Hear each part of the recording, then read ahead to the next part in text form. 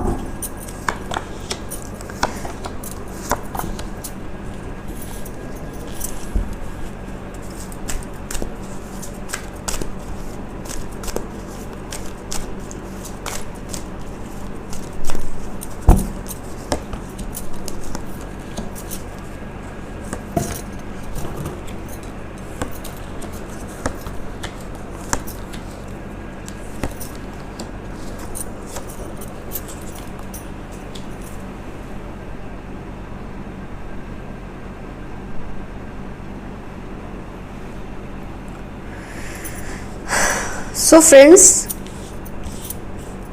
आइए एनालाइज करते हैं हर सिचुएशन को।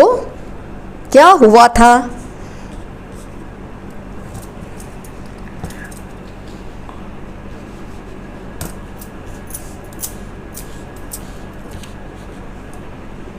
ऑफ कोर्स फ्रेंड्स, अगर टावर मोमेंट है डेफिनेटली जो हुआ सही नहीं हुआ। 5 ऑफ स्वॉर्ड्स है, जो हुआ सही नहीं हुआ। 8 ऑफ स्वॉर्ड्स, सबसे भयानक 3 ऑफ स्वॉर्ड्स। तो फ्रेंड्स, ये जो पर्सन है, मुझे ये आप पर या तो इन्होंने कोई इनजस्टिस की है या ये भागीदार बने हैं आपके साथ हुई किसी इनजस्टिस में, कोई अन्याय में। आपके ऊपर कोई ज्यादती हुई, उसके ये भागीदार थे या इन्होंने खुद किया। कुछ ऐसी मुझे वाइब्स आ रही हैं। Either they were direct perpetrator or they were the participant in the injustice done to you. ज्यादातर केसेस में मुझे ये दिखता है कि ये भागीदार हैं। कई बार कहा जाता है ना कि अन्याय करना तो गलत है ही, लेकिन जो उसमें भागीदार बने या जो उस अन्याय के खिलाफ आवाज़ ना उठाए किसी और की मदद के लिए, जिस पर अन्याय हो रहा है, उस वक्त अगर वो आवाज़ नहीं उठाते हैं, टाइड रहते हैं, चुप रहते हैं, ये सोचकर मैं क्यों इसमें कुछ कहूँ, मैं क्यों बुरा बनूँ या बुरी बनूँ, ये तो इन दोनों का मामला है। तो जो आपके साथ कर रहे थे इनजस्टिस या अन्याय, उसको इन्होंने रोका नहीं। ज़्यादातर केसेस में मुझे ये भाव दिख रहा है, इससे ज़्यादा कि इन्होंने डायरेक्टली आप पर कुछ किया, ये भागीदार रहे हैं। जो भी ज्यादतियां आपके ऊपर हुई, खास तौर पे जब आपके ऊपर तरह तरह के आरोप लगते हैं, जब आपके ऊपर ऐसी बातें कसी जाती हैं जो किसी को भी सुनना गवारा नहीं होती, कहीं ना कहीं इस पर्सन के मन में ये बात उस वक्त घर कर चुकी थी। आपके खिलाफ कुछ लोगों ने इनके कान इतने भरे कि ये सुनने को, मानने को तैयार नहीं थे कि आप सही हैं। उस वक्त इन्होंने ऐसा महसूस किया था। इसलिए जब आपके साथ ज्यादती हो रही थी ये चुप रहे, क्या सोचकर कि आपके साथ शायद जो हो रहा है वो सही है, इसमें आपकी ही भूल है। उस वक्त इनका माइंड इस तरह से चल रहा था क्योंकि ये कच्चे कान के हैं, इन्होंने किसी की बातों को मान लिया, आपके ऊपर लगे हुए आरोपों को सही माना। उस वक्त आपने इन्हें टोका भी, आपने इन्हें कहा भी, आपने इनसे मदद मांगी, हिम्मत मांगी, स्ट्रेंथ मांगी। आपने एक्सपेक्ट नहीं किया था कि आपके साथ जितने इनके अच्छे रिलेशन हैं, आपके मन में तब भी यही था इनके आपके साथ रिलेशन बहुत अच्छे हैं, ये ज़रूर आपका साथ देंगे। आपने इनसे हेल्प मांगी, इनको पुकार दी, इनको आवाज़ दी, पर इन्होंने टस से मस नहीं की, इन्होंने आपकी फेवर में कुछ कहा ही नहीं, ये चुप रहे। और इस चुप्पी का मतलब था कि आपके साथ जो हो रहा है वो सही हो रहा है। ये उस वक्त की बात है जब आपके साथ ये सब हुआ, जब आपने इनकी हेल्प मांगी और इन्होंने आपको नहीं दी, क्योंकि हर कोई आपके खिलाफ थे और कहीं ना कहीं आपको इस पर्सन पे भरोसा था कि ये आपका साथ देंगे।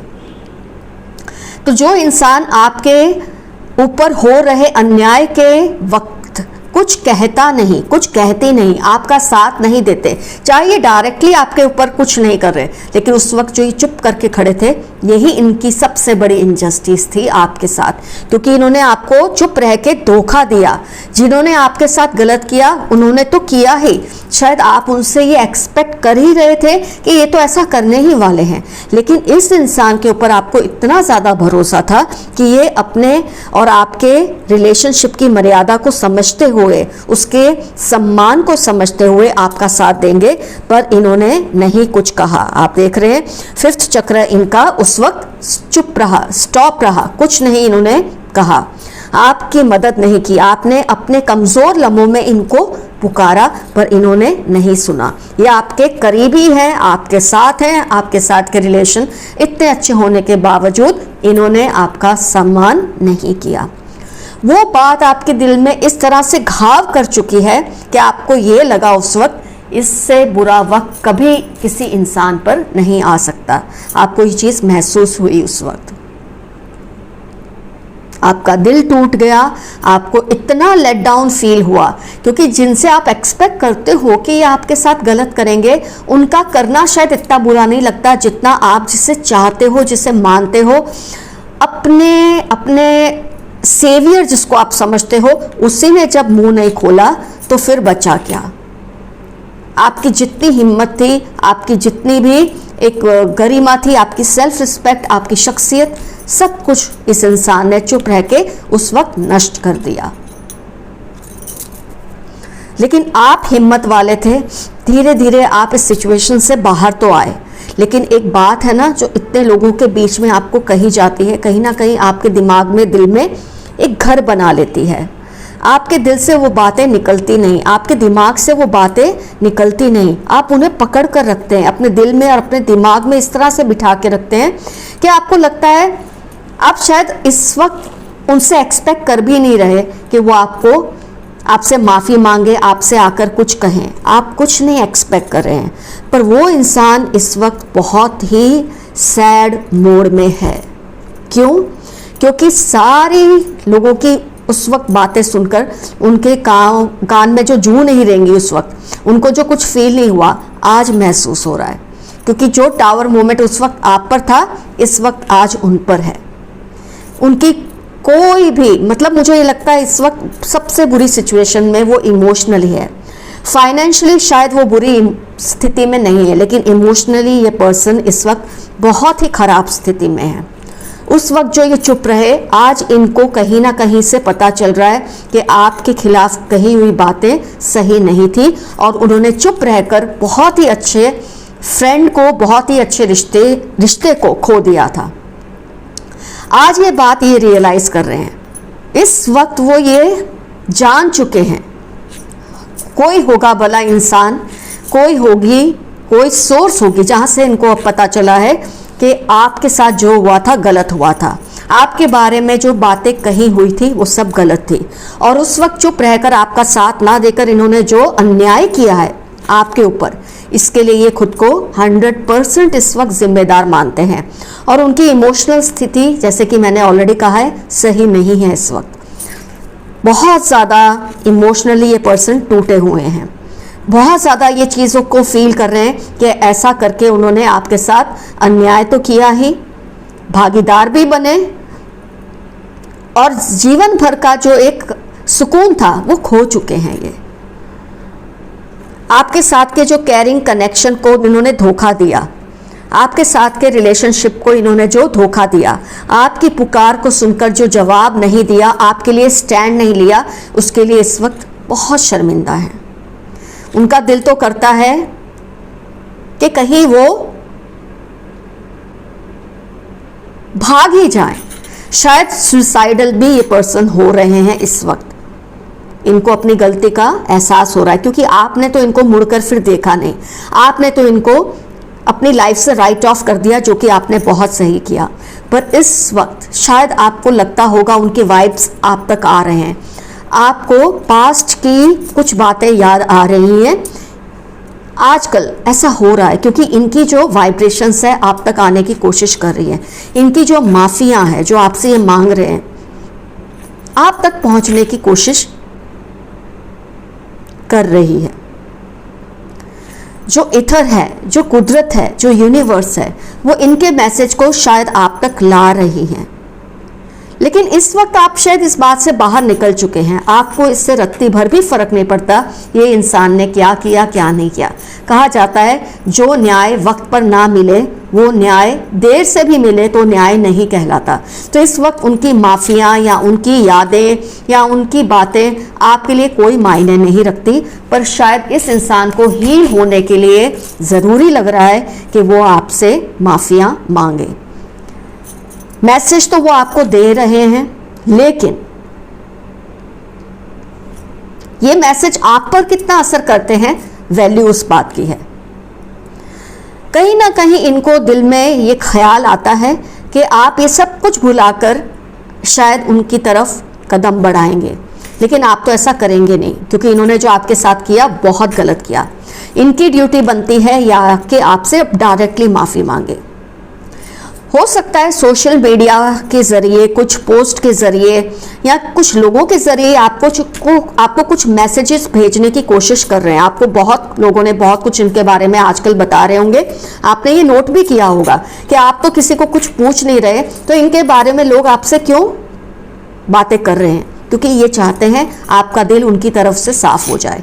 लेकिन ये दिल ऐसे नहीं साफ होता जब तक कि वो खुद आकर डंके की चोट पर माफ़ी नहीं मांगते।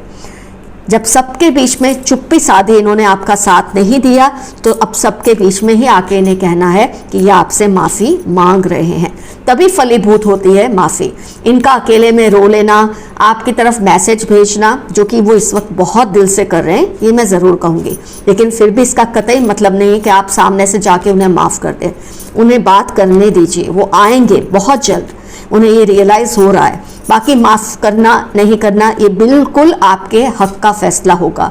आपको कोई फोर्स नहीं कर सकता कि आप इन्हें माफ़ करें, क्योंकि जो आपने बर्दाश्त किया है इतने टाइम से, ये जो धोखा आपके साथ हुआ है, औरों ने तो किया, आपको तो वो आप उसके लिए रेडी थे, पर इन्होंने जो आपके साथ उनका साथ देकर इनडायरेक्टली आपका जिस तरह से दिल तोड़ा है, इसके लिए इनको बहुत आसानी से तो खैर माफ़ी मिलनी नहीं चाहिए। आने दीजिए, बहुत जल्दी आएंगे, आपसे बात करेंगे। जो आपका दिल करे आप करना। It's totally your take, the ball is going to be in your court. तो आप अगर अभी भी कभी बेचैन हो जाते इस इंसान को याद करके, आप बिल्कुल चैन में रहिए, बेचैन होना बंद कर दीजिए। इस इंसान को इमोशनली इतना ज़्यादा कुदरत ने इस वक्त तोड़ कर रखा है, शायद उनके कुछ काम नहीं बन रहे। फाइनेंशियल मैं नहीं कहूँगी उनको कोई प्रॉब्लम है, financially they are well off, लेकिन इमोशनल जो तकलीफ़ होती है उनके फैमिली मेम्बर्स की तरफ से हो सकती है, उनके अपने करीबी लोगों की तरफ से हो सकती है जो उनसे जुड़े हुए हैं। कुछ उनके साथ ऐसा इस वक्त हो रहा है जिसने उनको इमोशनली बहुत तोड़ के रखा है, और अब वो रियलाइज़ कर रहे हैं कि शायद हो सकता है ये उनके कर्मा का ही फल है। ये रियलाइज़ होना ही आधा पाप उन्होंने अपना धो दिया, पूरा तब धोएंगे जब वो खुद आके आपसे कहेंगे, जो कि वो बहुत जल्द करेंगे।